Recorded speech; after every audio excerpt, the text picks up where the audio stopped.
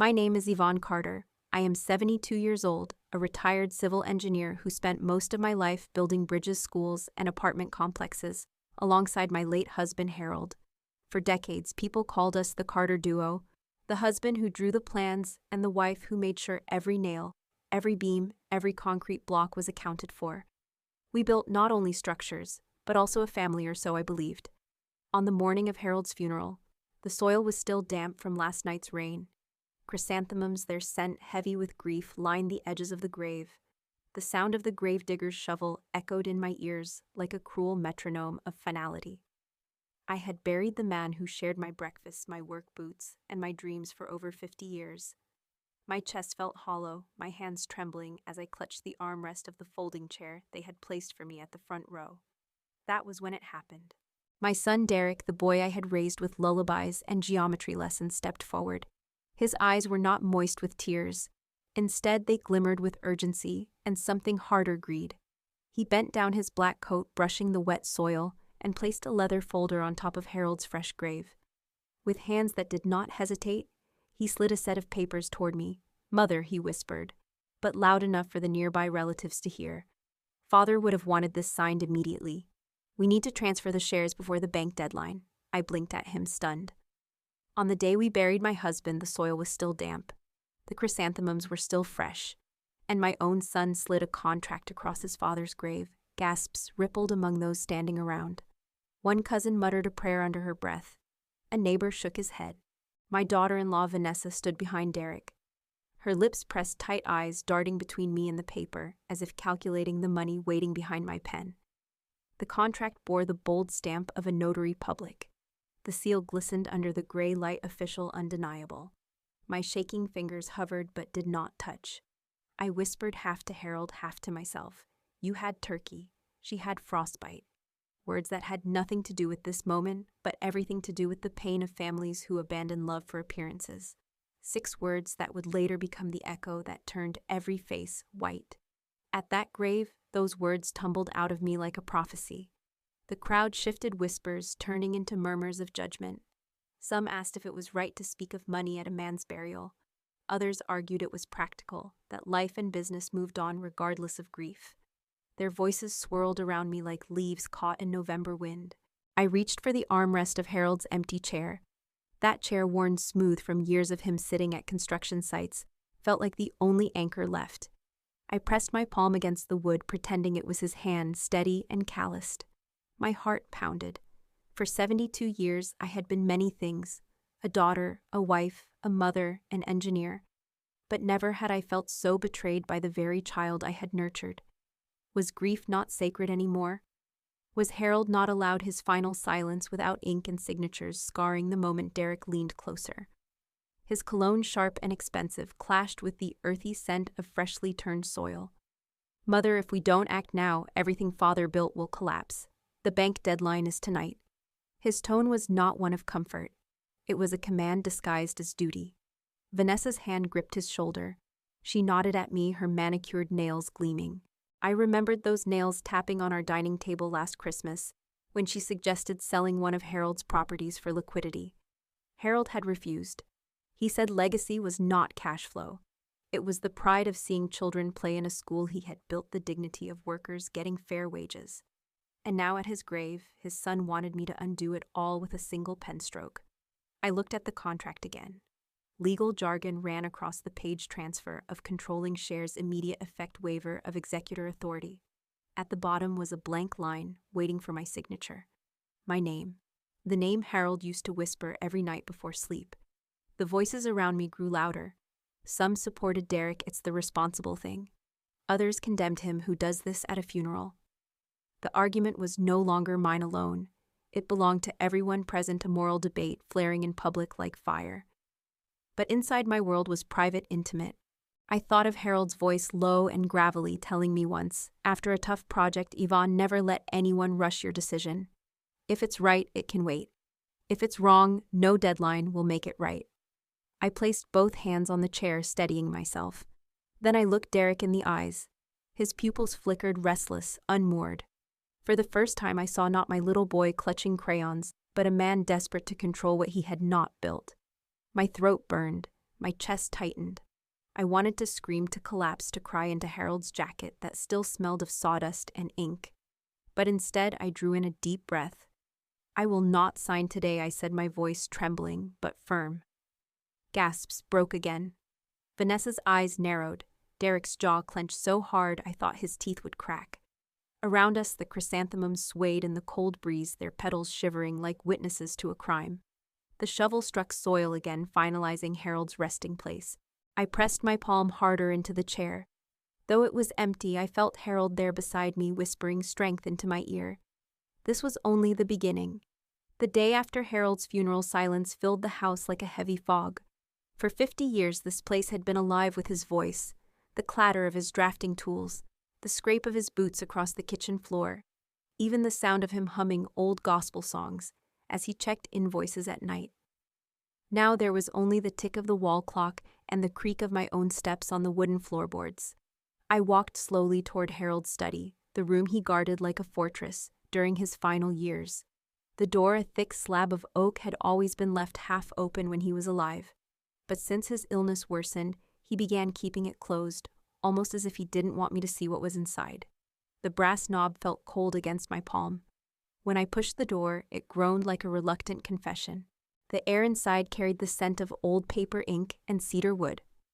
Dust floated through a shaft of sunlight cutting across the room, landing on a stack of yellowed blueprints. The ceiling fan turned lazily, its blades creaking with every cycle. For a moment I hesitated at the threshold, as if stepping in would be trespassing into Harold's mind. Then I gathered my courage and walked inside.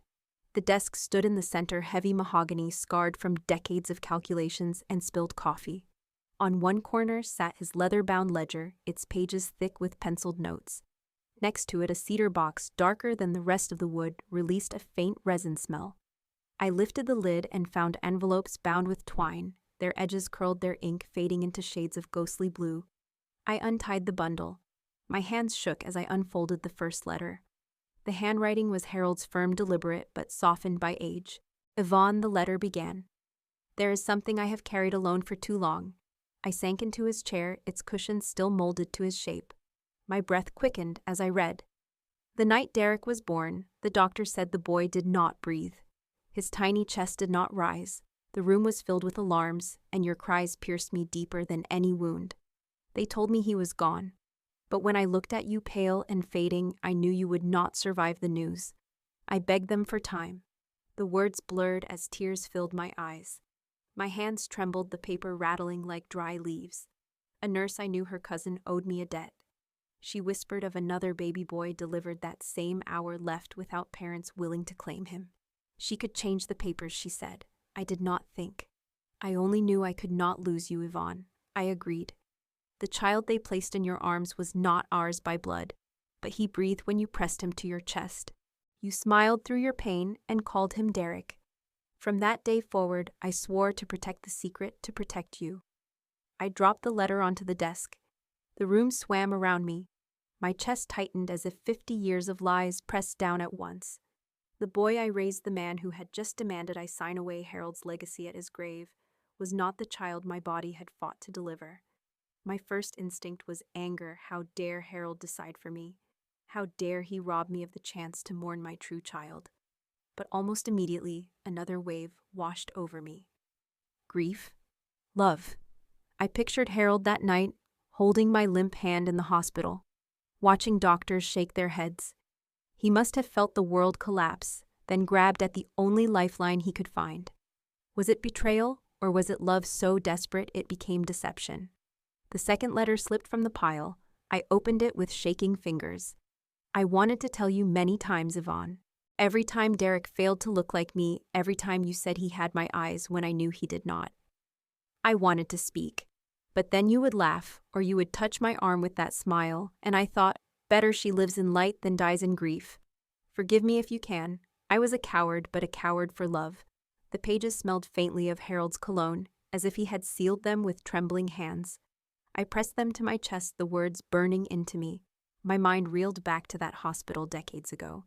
The fluorescent lights, the sterile smell, the sound of a baby crying the cry I thought was mine. Had I been blind? Or had Harold woven the lie so tightly that even the truth looked like love? On the shelf above the desk, Harold's old Parker pen rested in its stand. He had once told me it was the only pen worthy of signing contracts and promises. And yet the greatest contract of our lives, the adoption of a son, had been signed in silence, in shadows. I leaned back in his chair, my body trembling. Outside, children's laughter drifted from the street. I thought of Derrick's childhood, his first steps on the living room rug, the way he clutched Harold's thumb with his small hand, the way he fell asleep on my lap after long days. None of that was false. Blood may have been absent, but life, love, and memory were real. Still, the betrayal gnawed at me. He had stolen my right to mourn. He had built our family on a secret foundation. And now, decades later, the cracks were threatening to shatter everything. The cedar box still held more envelopes. I did not open them yet. Instead, I closed my eyes and remembered a simpler night. Harold, me, and Derrick know the boy I thought was Derrick sitting at our kitchen table, grease-stained buckets of fried chicken between us. Harold had laughed at the way I wiped crumbs off Derrick's cheeks, saying I treated him like he was made of glass. That memory, pure and unbroken, became the thread that kept me from unraveling completely. I wiped my tears and whispered into the empty room. Harold, I wish you had trusted me, but I understand. You loved me too much to let me break. The shadows in the study lengthened as the sun dipped lower. Dust swirled like secrets refusing to settle. I gathered the letters back into the cedar box and locked it shut. I knew the truth now, but I also knew this was only the beginning. If Derrick was not truly Harold's son, then who was? And what did that mean for the legacy Harold had left behind? I rose from the chair, my knees stiff, but my resolve stronger than it had been at the grave. The house was quiet, but inside me a storm had begun. When Harold's study finally surrendered its secrets to me, I thought the hardest part would be carrying the truth of his deception. But that very evening, before I could even breathe through the weight of it, the doorbell rang. It was Derrick and Vanessa. Vanessa entered first, her perfume sharp, her heels tapping against the hardwood like a countdown. Derrick followed, clutching a slim folder as if it were a lifeline. His jaw was tight, his eyes restless. He did not ask how I was holding up. He did not mention Harold's funeral still fresh in our lungs. Instead, he went straight to the dining table, the one Harold and I had built with our own hands decades ago, and spread the papers across it. Mother, Derrick began, his tone clipped, rehearsed. We don't have time to waste. The bank has set a deadline. If we don't transfer the controlling shares immediately, we risk losing everything Father built. I stood in the doorway, gripping the edge of the frame. His words pierced me deeper than any knife. Just hours ago, I had learned he was not truly Harold's son, not the child my body bore.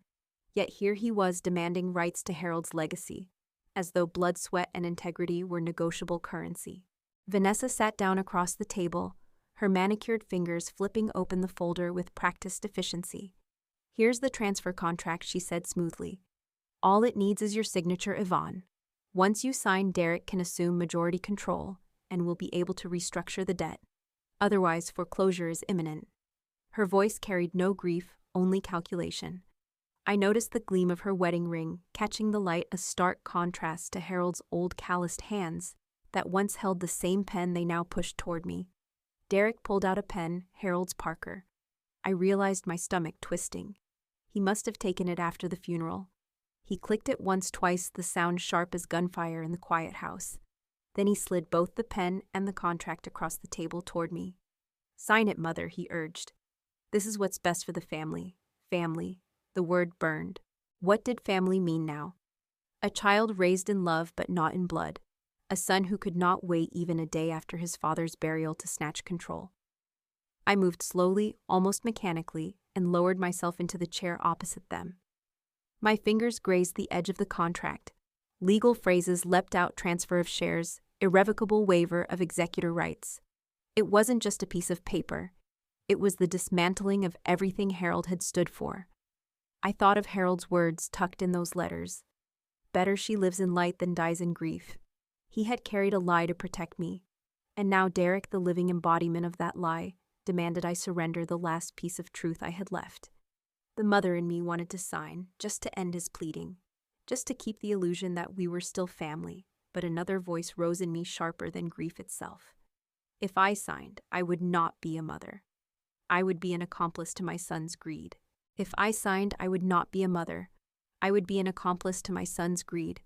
Mothers sign, mothers sacrifice, mothers bleed. They sacrifice, they bleed. But another voice rose in me, steady and gravelly. Harold's voice. Never let anyone rush your decision. If it's right, it can wait. If it's wrong, no deadline will make it right. I inhaled deeply, my hand trembling as it hovered above the pen. Derrick, I said softly. Do you even hear yourself? Your father is barely in the ground, and you bring me contracts. Do you think this is honoring him? He flinched, but only for a moment. Then his face hardened. I'm trying to save what he built, Mother. If you don't sign, the bank will dismantle everything. Do you want father's name dragged through the mud? Vanessa leaned forward, her voice like velvet hiding steel. Yvonne, don't romanticize this. Legacy is useless if it's bankrupt. Let Derrick take control. He's his father's son. No, I cut her off, my voice sharper than I expected. He is not Harold's son. Not in the way Harold would have defined it. The words slipped before I could stop them. My chest tightened. Derrick's brows knitted in confusion, but I held my ground. I placed my hand firmly on the table, then on the armrest of the empty chair Harold used to sit in. The wood was cool under my palm, steady. It felt like his hand covering mine. I will not sign tonight, I said firmly, echoing my words at the grave. Derrick's face darkened, anger flashing like a storm behind his eyes. He slammed the pen onto the table so hard the click echoed through the room. Vanessa's lips pursed into a thin line, her polished composure cracking. Mother, Derrick spat, you don't understand the pressure we're under. The bank, the investors, this isn't about you. This is about survival. No, I replied quietly, but with the weight of a lifetime behind it. This is about integrity. Your father built these walls with sweat, not shortcuts. He would never hand over his legacy to be mortgaged away in panic. For a long moment, the room was silent, except for the hum of the ceiling light.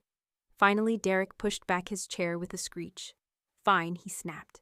But when everything crumbles, remember, this was your choice. They left without another word, the door slamming behind them. The scent of Vanessa's perfume lingered in the air, bitter as ash. I sat alone at the table, staring at the unsigned contract. My fingers traced the grain of Harold's chair, steadying me. I whispered to the empty space Harold would have said no, and in that whisper, I found the courage to stand. The night after Derrick stormed out, I barely slept. The unsigned contract still lay on the dining table, staring at me like a loaded gun. Every time I closed my eyes, I saw Harold's face, sometimes stern, sometimes gentle, but always whispering the same warning. If it's wrong, no deadline will make it right. By morning, the house felt too large, its walls echoing with a silence I could not bear. I brewed coffee in Harold's chipped mug, the one he insisted was lucky, though the glaze had long since cracked. My hands shook as I poured, and the bitter steam blurred my vision. That was when I heard it, the knock at the door. Firm, rhythmic. Not the desperate pounding of Derrick or Vanessa, but deliberate, professional. When I opened it, a man stood there in a gray suit, his silver tie glinting faintly in the early light. He carried a leather briefcase scuffed at the corners, and his shoes bore the faint dust of yesterday's cemetery grounds. His face was solemn but not unkind. Mrs. Carter, he asked, voice steady. Yes, I said cautiously. He extended a gloved hand. David Lang, your husband's attorney, executor of his estate. For a moment, I simply stared. I had seen David at the funeral, standing in the back row, his head bowed respectfully. But grief had blurred faces into shadows, and I had not spoken to him. Now he stood on my porch, bringing with him not condolences, but authority. May I come in, he asked. I nodded, stepping aside. He walked in with measured steps, not like Derrick's frantic stomping or Vanessa's entitled strut. He set his briefcase on the dining table, right where the contract still rested, and glanced at the papers without touching them. I expected as much, he murmured. I raised an eyebrow. You expected what, that they would come for this, he said, tapping the folder lightly with one finger. His tone carried no malice, only inevitability. Your husband warned me. I felt my breath catch. Warned you? David opened his briefcase and pulled out a set of documents. The top sheet bore the embossed words, Executor of Estate Harold Carter. The seal shimmered official, undeniable. Harold named me executor 5 years ago, David explained. He anticipated difficulties, especially with Derrick and Vanessa. My knees weakened, so I sank into Harold's chair. The wood pressed steady against my spine, as if reminding me I wasn't falling alone. David sat opposite me, folding his hands neatly. Your husband was meticulous, Mrs. Carter. He left clear instructions and, more importantly, safeguards. No shares can be transferred without the executor's consent. Not yours, not Derrick's, not anyone's. That contract, he gestured to the folder, is meaningless without my authorization. Relief washed over me so suddenly I almost wept. All night I had clung to Harold's words, wondering if I was strong enough to resist alone. And now here was proof I was not alone.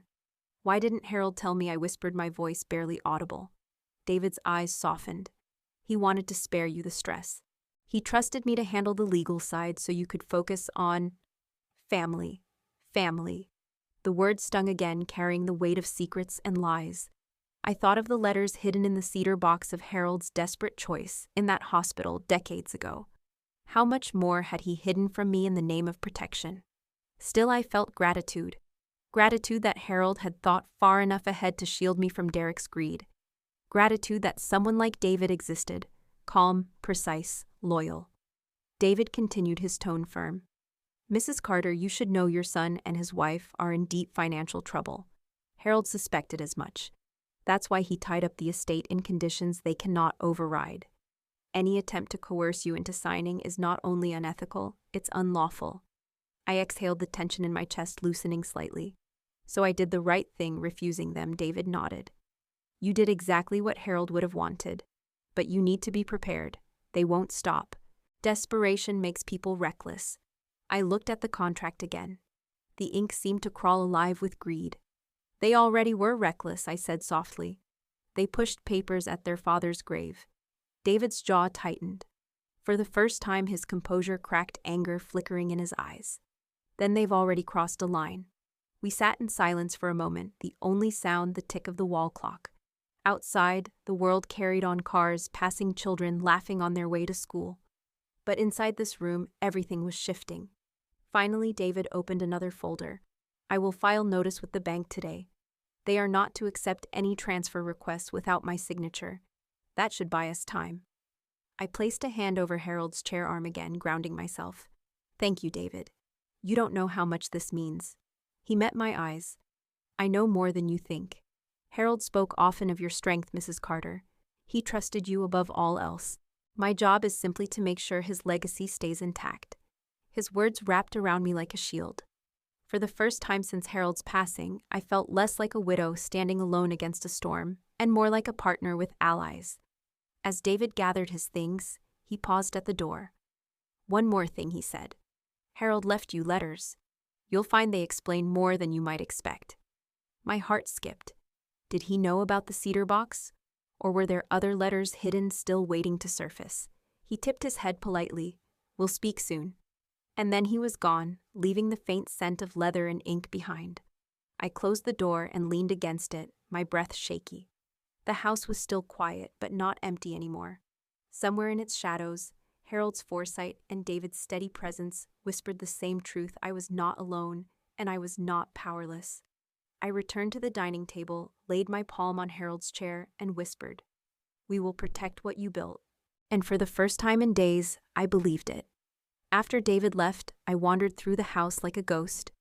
His words gave me strength, yes, but also unearthed more questions. Harold had prepared, Harold had known, Harold had planned, even for the greed of our son. But what else had he hidden? What other truths lay buried under layers of silence? I couldn't sit still. My feet carried me back to the study. The cedar box still sat on Harold's desk, dark and heavy, its lid shut, as though guarding a secret too painful to reveal. My fingers trembled as I untied the twine once more. Among the stack of letters, one envelope stood apart. Its paper had yellowed more deeply, its seal cracked with age. On the front, Harold's handwriting wavered, not the firm script of an architect, but the shaky scrawl of a man in failing health. It was addressed simply, To Yvonne, when I am gone. I sank into Harold's chair, clutching the envelope. For a long moment, I couldn't bring myself to open it. My chest ached with the weight of what I already knew from the earlier letters. But something in the way the wax seal had fractured told me this one carried the truth Harold had most dreaded to tell. With a deep breath, I broke the seal. The paper inside was brittle, the ink faded but legible. "My dearest Yvonne," it began. I gripped the edges, my pulse pounding in my ears. "If you are reading this, I am gone, and my silence can no longer protect you. There is a truth I could not bear to tell while I lived, though it has haunted me every day." My eyes blurred, but I forced myself to keep reading. "The night you gave birth, you labored for hours.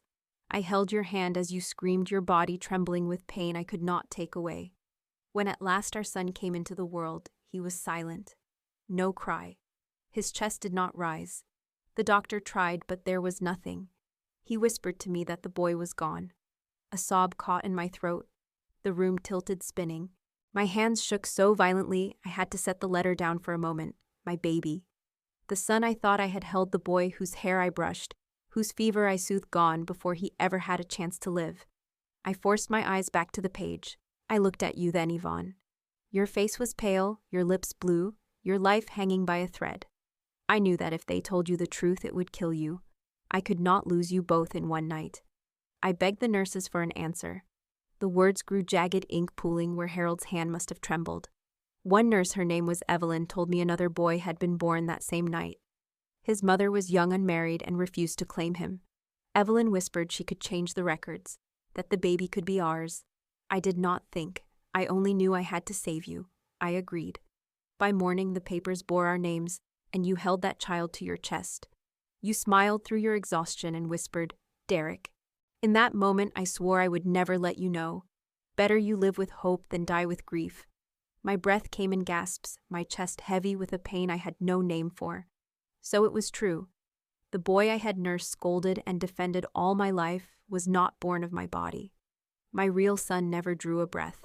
He lay somewhere in a tiny grave, unmarked, forgotten by all but Harold's tortured memory. Tears fell onto the letter, blurring the next lines. I wiped them away and kept reading.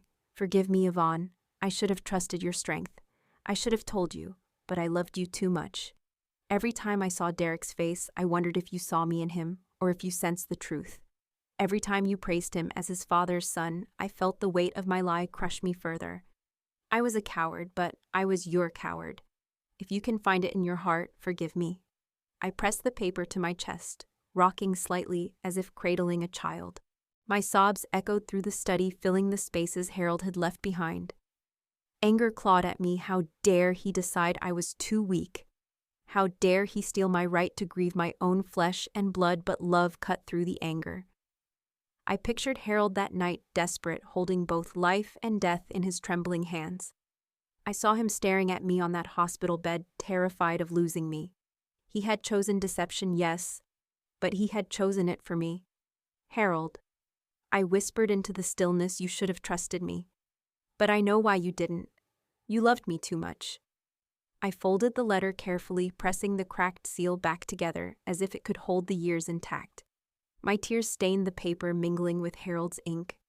The healing began, not because the truth was easy, but because it was finally mine to hold. I returned the letter to the cedar box, locking it away. But the knowledge would not be locked. It throbbed in my veins, reshaping every memory I had of Derrick, every argument, every smile. He was mine in life, but not in blood. Harold's love had saved me, but his silence had stolen something too. As I rose from the chair, the late afternoon sun poured through the window, painting the room in gold. For the first time in days, I felt Harold near me, not as a ghost of guilt, but as a man who had loved clumsily, desperately, but with his whole heart. I whispered into the light, "I forgive you, Harold. I don't know if I'll ever forgive myself, but I forgive you." And for a fleeting moment, the shadows in the study lifted. The letter sat heavy in my chest long after I closed the cedar box. I tried to tell myself it was enough, that Harold's words had given me the truth I needed. But grief has a way of breeding doubt, and doubt gnawed at me every waking moment. What if Harold had been mistaken? What if desperation had clouded his judgment that night? What if Derrick truly was ours after all, and Harold's fear had painted lies over the truth? The questions swirled until I could no longer bear them. I needed proof. Cold, undeniable proof. That week, I made an appointment at a private clinic. I didn't tell Derrick, of course. He would have refused or worse, tried to manipulate the results. I went alone carrying one of Harold's old hairbrushes, sealed in a plastic bag, and an old toothbrush I had collected from Derrick's bathroom years ago when he stayed over with Vanessa. I felt almost criminal hiding them in my purse. The clinic smelled of antiseptic and faint lavender. A young technician with bright eyes guided me through the process. She swabbed the inside of my cheek, gently sealed the samples, and attached barcoded labels. Her gloves snapped softly as she wrote down numbers: sample 4429 YC, 4430 HC, 4431 DC. It will take 3 days, she said kindly. We'll provide you with a full genetic relationship report. 3 days. 3 days of pacing the floors of my house, staring at Harold's chair, whispering prayers I wasn't even sure I wanted answered. When the call finally came, my hands shook so badly I almost dropped the phone. Mrs. Carter, the technician's voice, was calm but distant, like she had delivered this news too many times. The results are ready. You can access them through the secure portal, but I can also summarize. Tell me, I rasped. The probability of paternity between Harold Carter and Derrick Carter is... She paused too long. 0%. The numbers slammed into me. Not low, not unlikely. 0, absolute. I thanked her, though I barely knew how the words left my lips. Then I logged into the clinic's website, heart hammering. The report glowed on the screen. DNA relationship report sample, 4429 YC. Yvonne Carter. Sample, 4430 HC. Harold Carter. Sample, 4431 DC. Derrick Carter.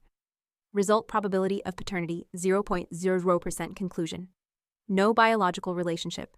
Graphs and charts spread across the page, barcodes, allele markers, statistical curves. All clinical, all precise. No room for interpretation.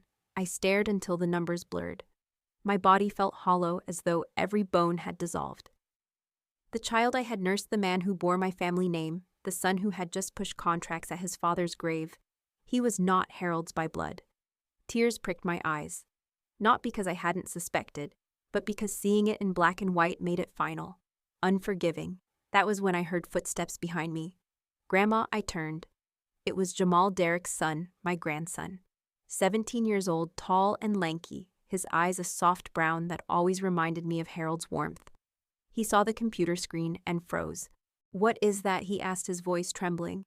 I wanted to close the laptop to protect him from the truth, but I couldn't. Secrets had already rotted enough of this family. It's a DNA report, I whispered.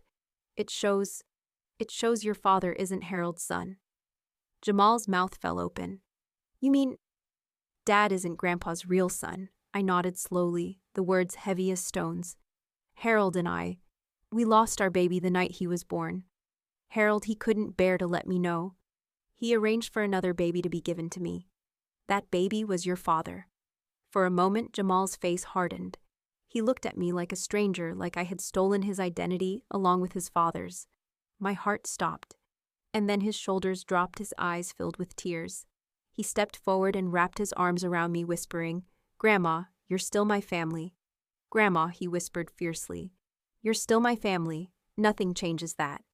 The tears I had been holding back broke free. I clung to him, my body shaking against his thin frame. Oh, Jamal, I sobbed, I was so afraid you'd hate me, or blame me. He pulled back just enough to look me in the eye. His own eyes glistened, but they burned with conviction. You didn't choose this. Grandpa didn't even choose it, right? But you raised my dad. You raised me. You are my family. Blood doesn't matter to me. His words pierced through the grief, like sunlight through clouds. For days I had drowned in loss, betrayal, and guilt.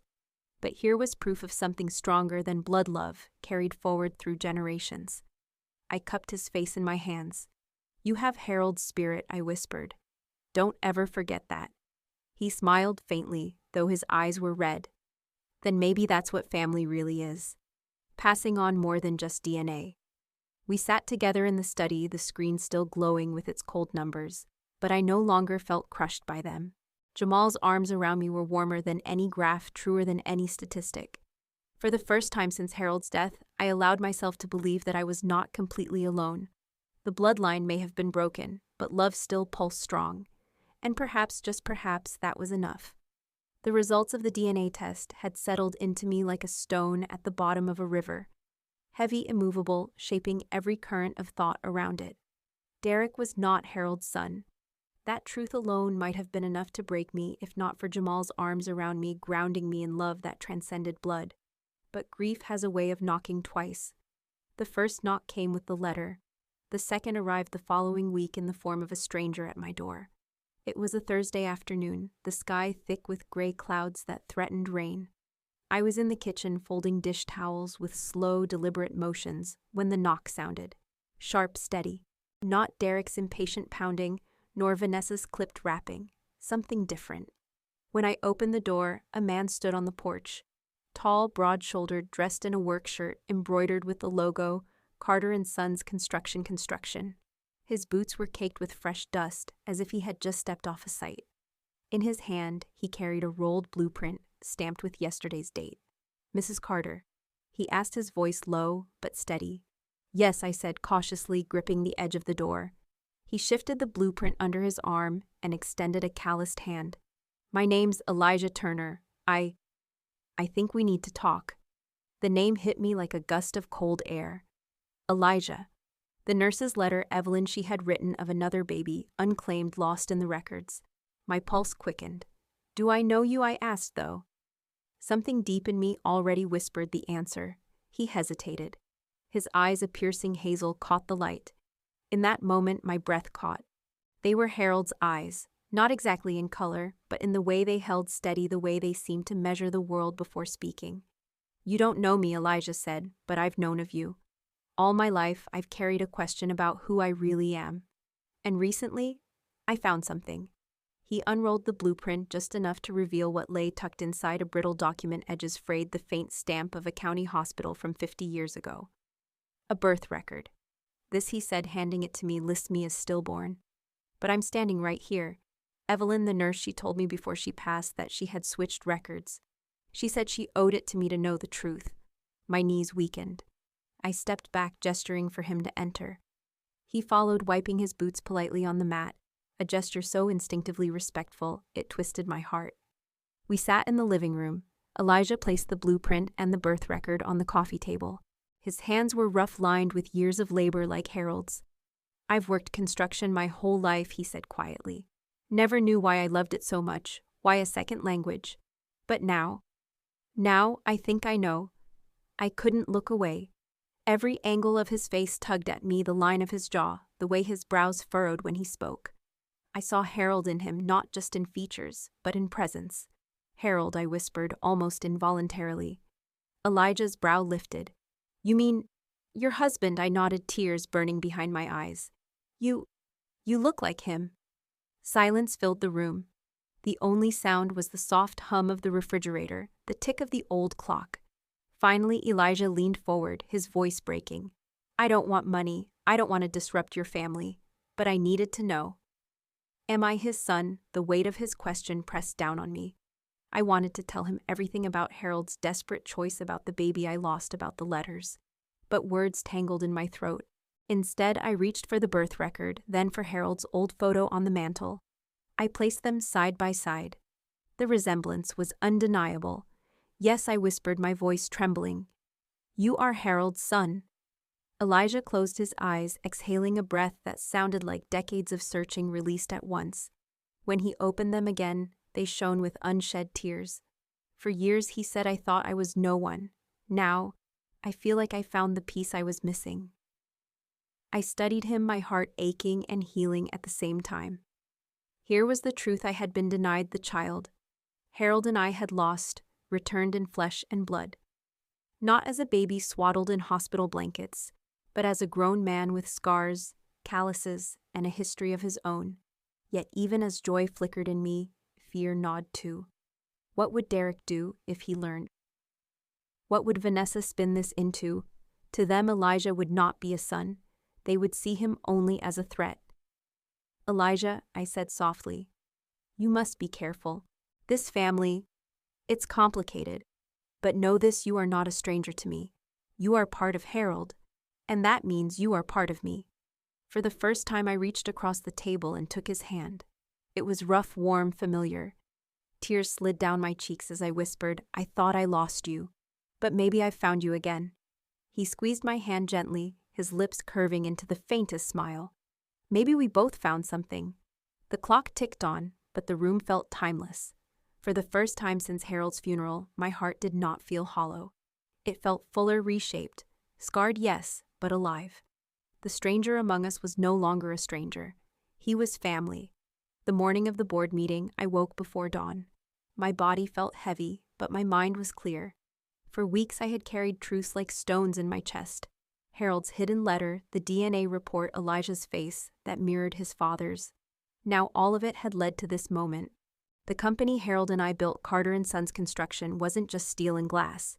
It was classrooms filled with children, bridges spanning rivers, homes that sheltered families.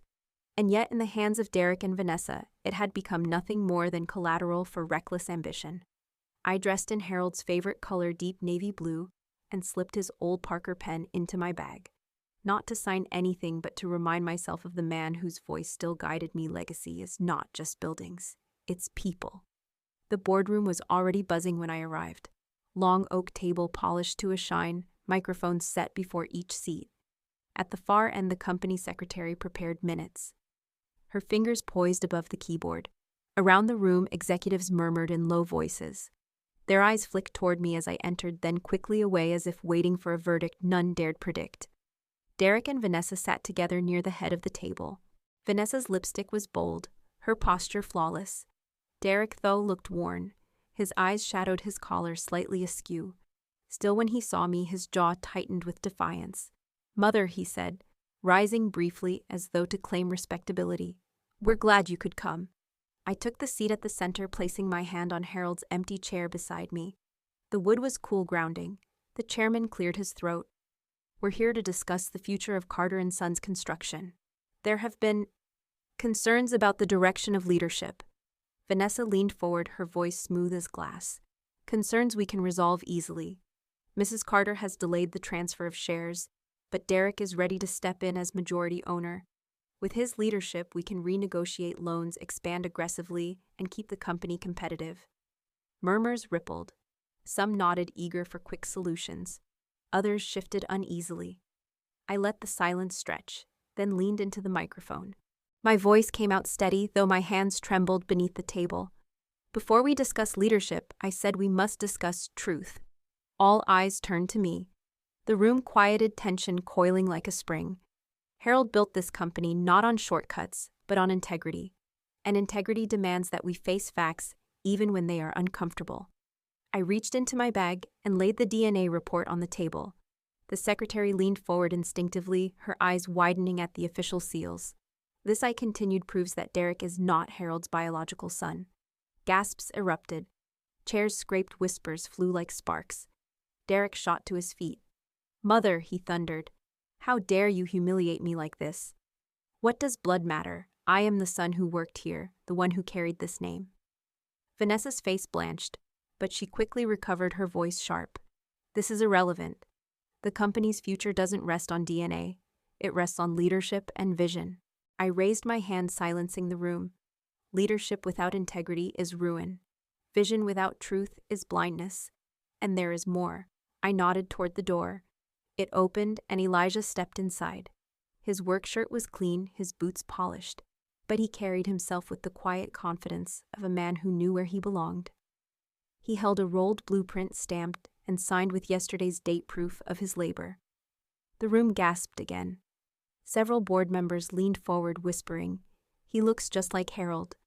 The door opened and Elijah stepped in, blueprint still in his hands. Gasps filled the room. He looked too much like Harold for anyone to deny. I rose and placed my hand on his shoulder. "Board members, this is Elijah. You see his face, you see his work. You decide who carries Harold's legacy, blood or signatures forged in greed." The boardroom erupted in murmurs, half disbelief, half recognition. Derrick's face contorted fury, twisting his features. "A stranger. You bring a stranger into this boardroom. You would throw away your own son for some construction worker." I met his glare with calm. "I am not throwing anyone away. But I will not allow greed to consume this company." "Derrick, you tried to force contracts on me at your father's grave." Vanessa, you have pushed for profit at the expense of honor. This is not what Harold built. Vanessa's mask cracked.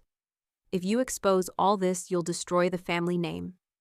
No, I said firmly. What destroys a family name is silence in the face of betrayal. I turned to the board, my voice carrying through the microphone. Legacy is not just buildings, it's people. The workers who pour the concrete, the children who sit in our classrooms, the families who cross our bridges. And it is our duty to honor them with truth. The room fell into stunned silence. For a moment, the only sound was the scratching of the secretary's keyboard recording every word. Finally, one board member, a man who had known Harold for decades, spoke. Mrs. Carter is right. We cannot entrust this company to those who treat it as currency rather than legacy. Others nodded slowly at first, then with conviction. Derrick sagged back into his chair. His fist clenched, his face pale. Vanessa whispered fiercely in his ear, but her words were lost under the swell of agreement rising around the table. I sat once more, my hand on Elijah's shoulder, the other on Harold's empty chair. My heart still ached, but it beat with new strength. For the first time I had spoken the truth not just to myself, but to the world. And the world had heard. The boardroom still hummed with the echoes of my words. Legacy is not just buildings, it's people. I had felt Harold's strength flowing through me as I said it, as if his hand was steadying mine from that empty chair beside me. But no sooner had silence settled than Derrick's voice tore through it. Enough of this charade, he shouted, his face flushed, his fists pounding the table. This stranger walks in, and suddenly I'm nothing. I've run this company for years. I've carried the weight, dealt with the banks, the deadlines, while you mothers sit in your grief and question my loyalty. The board members shifted uncomfortably, but no one spoke. The secretary's fingers paused above her keyboard, then resumed typing furiously, recording every word. I turned to Derrick, my voice low but steady. If you've truly carried the weight, then show us. Show us the truth of the company's finances.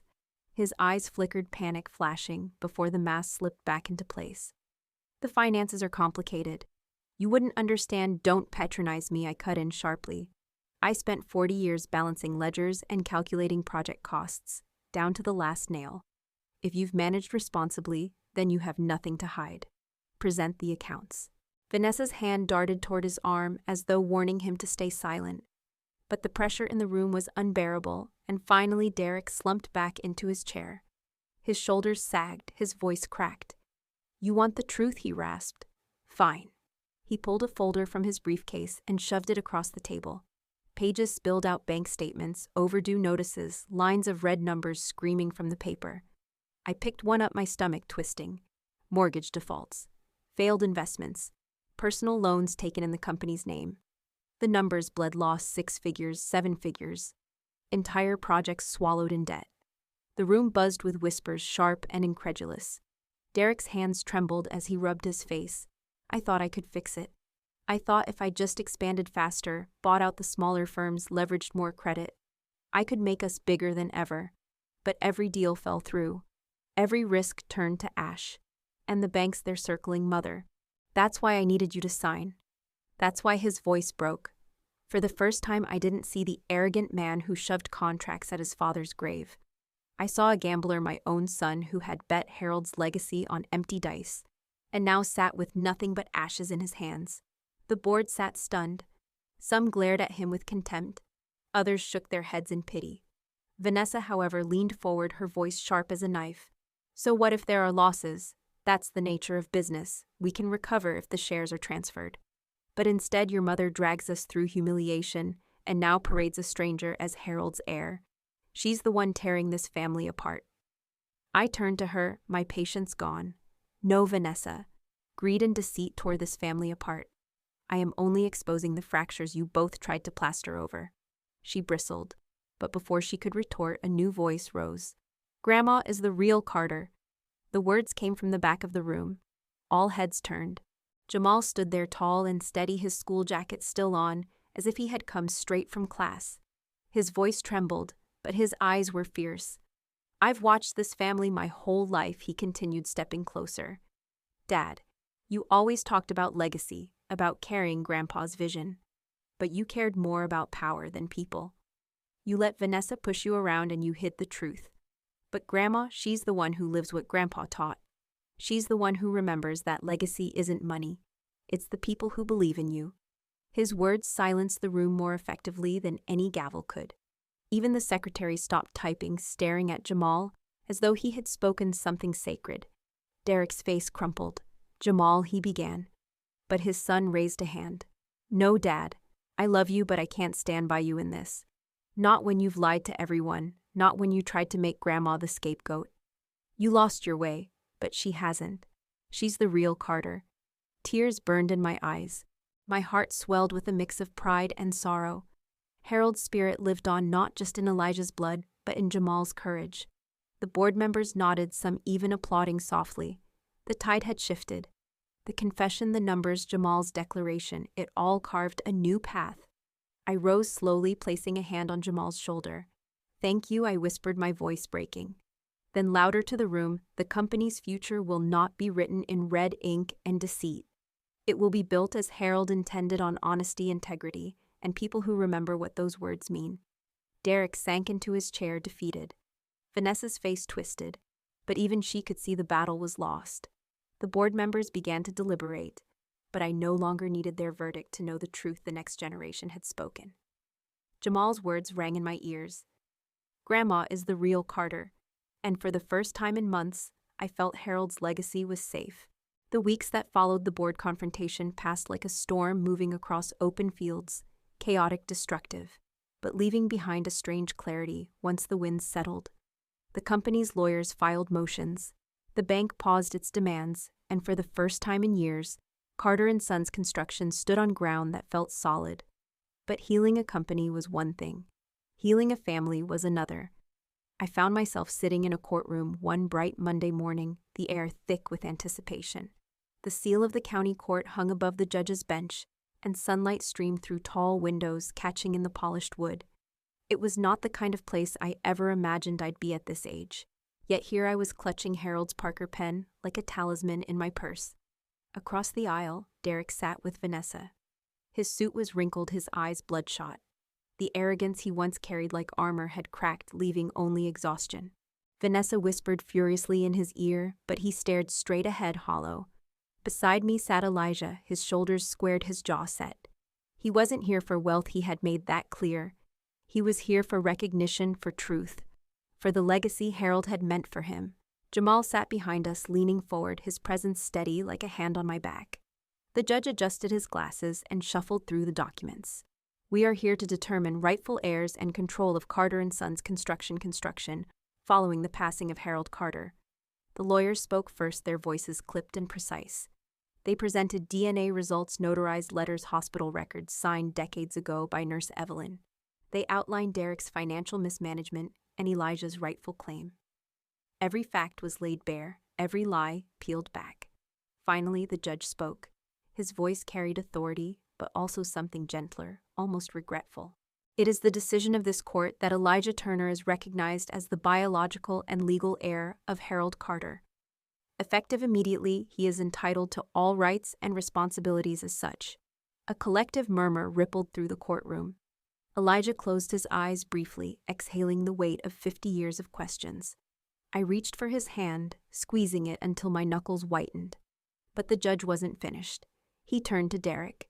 "As for Mr. Derrick Carter, though not a biological heir, the court recognizes his lifelong role in this family. However, given evidence of financial recklessness and undue coercion, his control over company assets is hereby revoked. In lieu of punitive measures and with consideration for family bonds, the court orders mandatory financial counseling and therapy sessions to be reviewed in 6 months." Vanessa shot up from her seat, outrage spilling from her lips. "This is ridiculous. He's his father's son in every way that matters." The judge's gavel struck wood sharply. "Enough. This court has spoken." Silence fell. Derrick slumped back into his chair, his face pale, his lips pressed thin. Vanessa glared at him, at me, at Elijah, but her fury no longer mattered. The law had stripped away her illusions of control. When the session ended, we stepped outside into the crisp afternoon air. Elijah stood quietly, the weight of the ruling still settling into his bones. Jamal bounded forward, clapping him on the back. "Welcome home, Uncle," he said with a smile that broke the tension. Elijah chuckled softly, though his eyes glistened. Feels strange, doesn't it, to find family after all this time? I reached into my purse and pulled out Harold's Parker pen. Its black lacquer was worn, the gold clip slightly tarnished. I held it out to Elijah. This, I said, my voice trembling, was your father's. He used it to sign every contract, every blueprint, every promise. He guarded it like a symbol. Now it belongs to you. Elijah hesitated, his large hands dwarfing mine. Are you sure? I nodded, pressing the pen into his palm. Harold built bridges of steel. Now you must build bridges of trust. Legacy is not just buildings, it's people. Use this pen to build not only structures, but trust, dignity, and hope. He took it carefully, as though it were more fragile than glass. Then he placed his free hand over mine. I'll honor him, and I'll honor you. Behind us, Jamal grinned. Guess I'm learning from two Carters now. For the first time in months, laughter bubbled up in my chest, not the brittle laugh of defiance, but the warm laugh of healing. As we walked away from the courthouse, the weight on my shoulders felt lighter. Harold was gone, but his legacy remained, not in contracts forced at a grave, not in numbers scrawled in red, but in the people who chose truth over convenience, love over greed. I thought of the empty chair at the head of our dining table, the one I had clung to during the darkest nights. It would always remain Harold's chair, but perhaps in time Elijah and Jamal would sit beside it, carrying forward not the burden of secrets, but the strength of honesty. The sun dipped lower, painting the courthouse steps in gold. I paused, whispering softly into the light. Harold, it's finished. Our legacy is safe.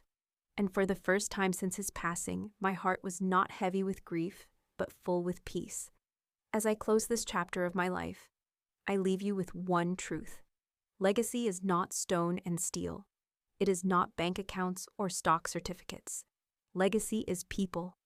The choices we make, the love we protect, the courage to speak when silence is easier. My story is not only about betrayal or even about justice in a courtroom. It is about what survives when greed tries to consume a family. It is about healing. Now, I want to ask you, if you were in my place, would you forgive a son who confessed his weakness, or would you close the door forever? Would you see mercy as strength or as folly? Tell me in the comments. I read each one. And together we can build not just a channel, but a community where stories of resilience and dignity are honored. If this story touched you, please subscribe, like, and share it with a friend who may need hope today. Your support helps us reach more hearts, and your voice matters more than you know. Thank you for walking with me through every silence, every revelation, and every moment of healing. Wherever you are listening from tonight, may you carry your own legacy with quiet strength.